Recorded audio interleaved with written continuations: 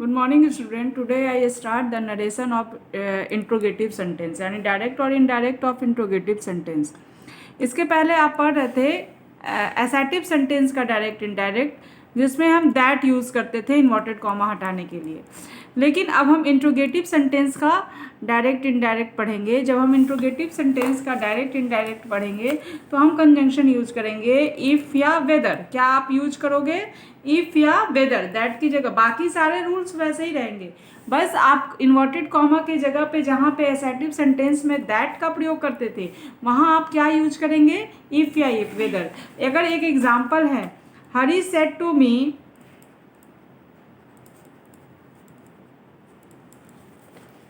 Are you reading a book.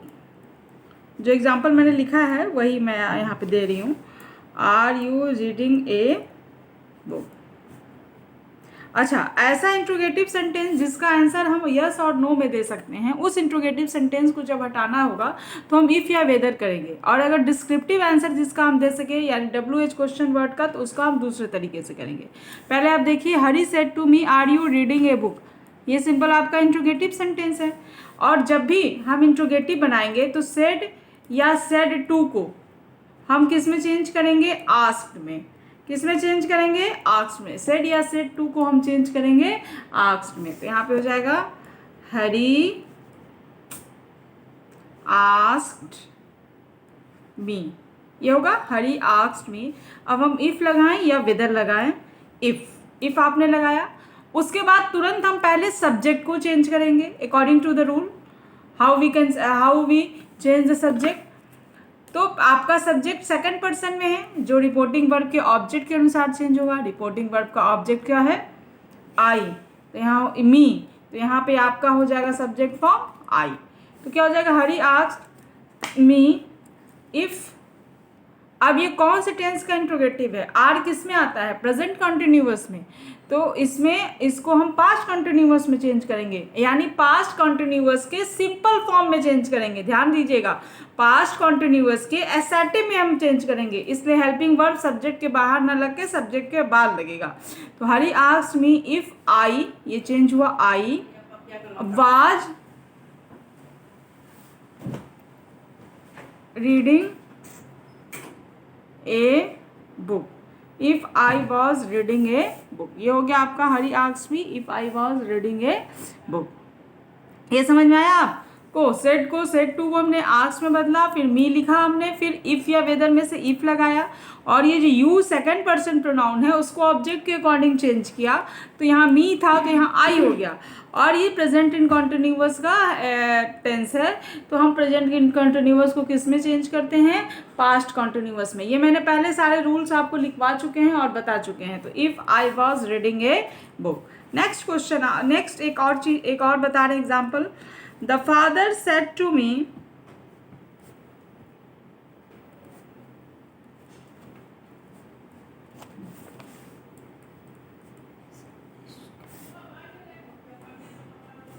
Do you obey me. ये question है, ये interrogative sentence है। तो यहाँ पे हो जाएगा the father asked me. The father asked me. अब आप इफ या वेदर लगाएं, इफ लगाएं, यू भी फिर यहाँ पे आपका सेकंड पर्सन प्रोनाउन है जो ऑब्जेक्ट के अकॉर्डिंग चेंज होगा। ऑब्जेक्ट मी है तो यहाँ पे आई हो जाएगा, इफ आई। अब ये देखिए कि इफ या वेदर के बाद तुरंत हम सब्जेक्ट चेंज करते हैं।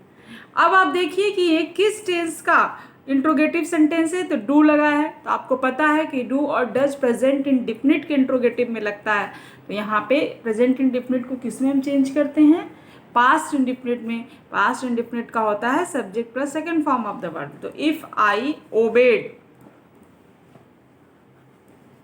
अब मी है, मी फर्स्ट पर्सन का है तो वो सब्जेक्ट के अनुसार चेंज होगा। सब्जेक्ट द फादर है तो यहाँ पे क्या हो जाएगा? Him. If I obeyed him. Clear है? ये तो ऐसे इंट्रोगेटिव हो गए। अब अगर WH इंट्रोगेटिव वर्ड आते हैं, जैसे बॉट हुआ, हुज हुआ, हु हुआ, वाई हुआ, हाउ हुआ, जो WH जितने भी विच हुआ, वेयर हुआ, एक्सेट्रा। जो भी आपके डब्ल्यू एच इंट्रोगेटिव वर्ड अगर आते हैं सेंटेंस में, तो आप डब्ल्यू एच इंट्रोगेटिव वर्ड में को क्या करते हैं, वहाँ पे आप बस इफ़ या वेदर यूज़ नहीं करते, बाकी सारे प्रोसेस वही रहते हैं। हम विफ या वेदर यूज़ ना करके जो डब्ल्यू एच इंट्रोगेटिव वहाँ रहता है वर्ड, उसी वर्ड को लिखते हैं। जैसे मैं एग्जांपल यहाँ दे रही हूँ,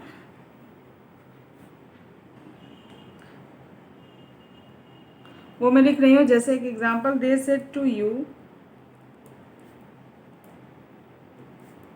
where will you go to tomorrow. यहाँ पे हो जाएगा सेड टू को आस्क्ड में बदल देंगे, दे आस्क्ड यू। अब यहाँ आपका इंट्रोगेटिव वर्ड डब्ल्यू एच है ना, वेयर है, तो आप यहाँ इफ़ या वेदर न लगा के इस वेयर को जो का त्यों उतार देंगे। यही एज ए कंजंक्शन यहाँ काम करेगा, वेयर। अब आप फिर सब्जेक्ट को लेंगे। सब्जेक्ट आपका सेकंड फॉर्म है, जो रिपोर्टिंग वर्ब के ऑब्जेक्ट के अनुसार चेंज होगा। तो यहाँ हो जाएगा वेयर, ऑब्जेक्ट भी आपका क्या है, रिपोर्टिंग वर्ब का यू है, तो यहाँ यू ही हो जाएगा। आपको पता है विल को उड में चेंज करते हैं, ये फ्यूचर का है, तो वेयर यू उड।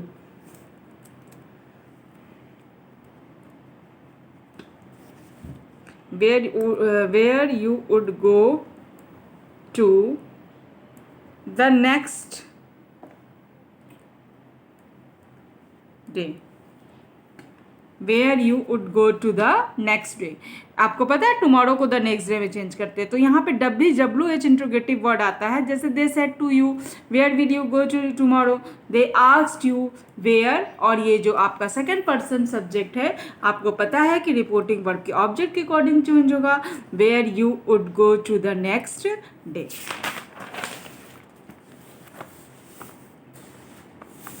एक और मैं देती हूँ इसका, जैसे the doctor said to them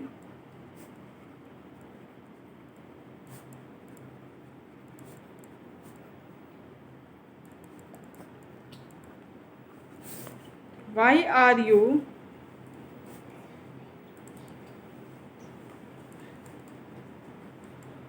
disturbing the patient। यहाँ पे हो जाएगा the doctor asked them। अगर डब्ल्यू एच इंट्रोगेटिव वर्ड है, वही जो का त्यों रह जाएगा, वाई। उसके बाद आप सीधे सब्जेक्ट को देखें, सब्जेक्ट आपका क्या है, सेकंड पर्सन में है, तो रिपोर्टिंग वर्ड के ऑब्जेक्ट के अनुसार चेंज होगा। ऑब्जेक्ट आपका क्या हो जाएगा, वाई दे। आर है तो यहाँ पे क्या हो जाएगा, वर हो जाएगा। यानी प्रेजेंट कॉन्टिन्यूअस का है तो पास्ट कॉन्टिन्यूअस में चेंज हो जाएगा, why they were disturbing the patient. इस तरह से कई हमने एग्जाम्पल दिया है, पीडीएफ में आप उसको देख लेंगे। कोई दिक्कत होगी तो आप मुझसे वो पूछेंगे। अब एक कुछ नोट्स जो हैं कुछ अलग रहते हैं, कुछ विशेष जो स्पेशल कंडीशंस होते हैं। जैसे अगर कोई आपको जवाब देना हो नो या यस में, तो सेड रिप्लाइड इन अफर्मेटिव और रिप्लाइड इन नेगेटिव कर सकते हैं। जैसे एक है, I said to Anand,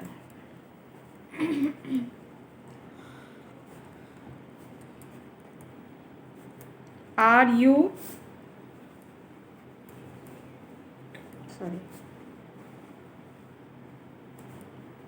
you attending the class.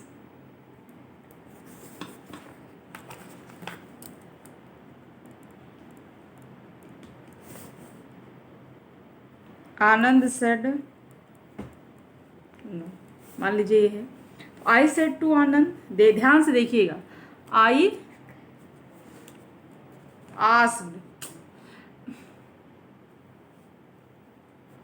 Asked आनंद। अब देखिए इफ लगा दिया हमने पहले, या वेदर लगा दीजिए, सॉरी इफ लगाया हमने। अब आपका है ये सब्जेक्ट है, तो ये सेकंड पर्सन में है, जो ऑब्जेक्ट के अनुसार चेंज होगा। ऑब्जेक्ट आपका आनंद है, तो यहाँ हो जाएगा ही। Are you attending the class, यानी प्रेजेंट कॉन्टिन्यूअस का इंट्रोगेटिव है, तो पास्ट कॉन्टिन्यूअस में चेंज होगा। If he was attending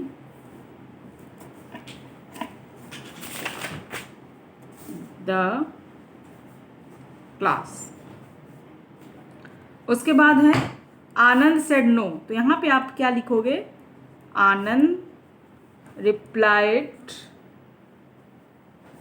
that, चूंकि ये पास्ट में जा रहा सेंटेंस, वाज में जा रहा, दैट ही वॉज इसका हेल्पिंग वर्ब है, आप लिख सकते हो ही was not. Anand replied he was not, या आप लिख सकते हैं आनंद रिप्लाइड इन नेगेटिव। क्या लिख सकते हैं, आनंद रिप्लाइड इन नेगेटिव, कि आनंद जो है नकारात्मक जवाब देता है। आप ये लिख सकते हैं Anand replied that he was not, या आनंद रिप्लाइड इन नेगेटिव। अगर जवाब आपका यस में होता तो आप ये लिखते आनंद रिप्लाइड दैट ही वॉज, तब आप यहाँ वॉजंट नहीं करते, वॉज कर देते, या ये लिखते कि आनंद रिप्लाइड इन अफर्मेटिव, कि आनंद ने अफर्मेटिव यानी सकारात्मक जवाब दिया। अब कुछ स्पेशल कंडीशन ये होते हैं,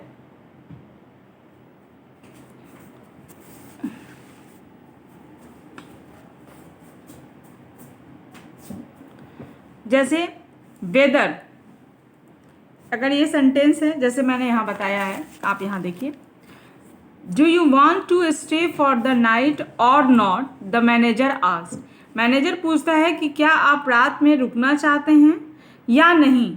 तो यहाँ पे कैसे बना है पहले ये देखिए, the manager asked whether or not I wanted to. Whether देखिए, द मैनेजर आस्क्ड कर देंगे, ये इधर लिखा है डिकोटिंग वर्ड, इसको पहले कर दिए, फिर वेदर लगाया हमने यहाँ, वेदर, और यहाँ पे क्या है और नॉट जो है इसको लगाया, whether or not I wanted to stay for the night, क्योंकि ये क्या है आस्क टू मी, अगर कर दें हम यहाँ ऑब्जेक्ट खुद से बना लें तो यहाँ पे हो जाएगा ये सेकंड पर्सन है तो इसके अनुसार चेंज होगा, तो आई हो गया।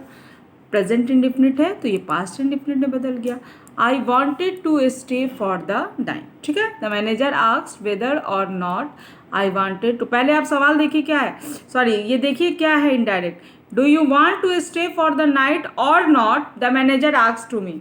तो manager asked whether or not, whether लगा देंगे, द मैनेजर आस्क्ड उसका कंजंक्शन लगा देंगे, और नॉट, या द मैनेजर आस्क्ड मी, क्योंकि यहाँ ऑब्जेक्ट आपका क्या है मी है, the manager asked me whether or not I wanted to stay for the night. I इसलिए आया क्योंकि यहाँ पे ये सेकंड पर्सन है यू, जो इसके ऑब्जेक्ट के अनुसार चेंज होगा, मी है तो यहाँ आई आ गया, और प्रेजेंट इंडिफिनिट का इंट्रोगेटिव है तो पास्ट इंडिफिनिट में चेंज हो गया, I wanted to stay for the night.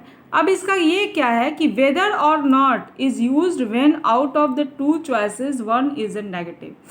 Weather or not वहाँ यूज होता है जब दो चॉइसेस रहे और उसमें से एक चॉइस आपका क्या हो, नेगेटिव हो। वही चीज़ यहाँ है, यहाँ दो चॉइसेस है कि क्या आप रात में रुकना चाहते हैं या नहीं, दो चॉइसेस है, और दो चॉइसेस में एक क्या है आपका नकारात्मक है, एक क्या आपका है नेगेटिव है, तो यहाँ पे आप क्या यूज करेंगे, वेदर यूज करेंगे। वेदर इफ की अपेक्षा वेदर का प्रयोग जो है वो यहाँ पे अच्छा माना जाएगा। क्लियर है।